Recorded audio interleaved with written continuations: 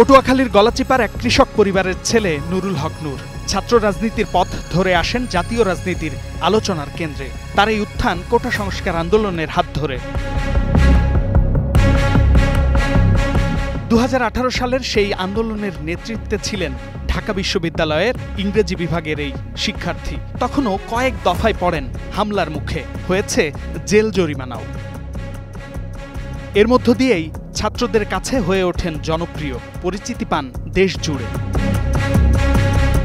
2019-এর ডাকসু নির্বাচনে ছাত্রলীগ প্রার্থীকে হারিয়ে হন ভিপি। এতে 2 দিন ছিলেন আত্মগোপনে। ক্যাম্পাসে ফেরেন, ছাত্রলীগ পরাজয় মেনে নিলেন। সাধারণ একজন শিক্ষার্থী থেকে ডাকসুর ভিপি হওয়ার এই ঘটনা ছিল ছাত্র রাজনীতির এক নতুন অধ্যায়। এরপর ভারতের নাগরিকত্ব সংশোধনী আইন ও জাতীয় নাগরিক নিবন্ধন নিয়ে আন্দোলনরত শিক্ষার্থীদের প্রতি সংহতি জানাতে গিয়ে রাজু ভাস্কর্যের সামনে পড়েন হামলার মুখে।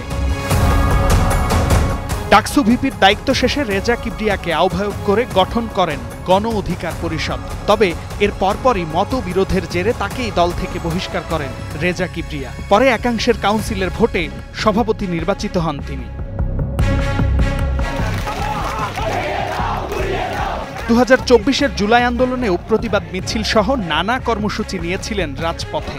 হয়েছেন গ্রেপ্তারও। মুক্তি পান গণ অভ্যুত্থানে আওয়ামী লীগ সরকারের পতনের পর।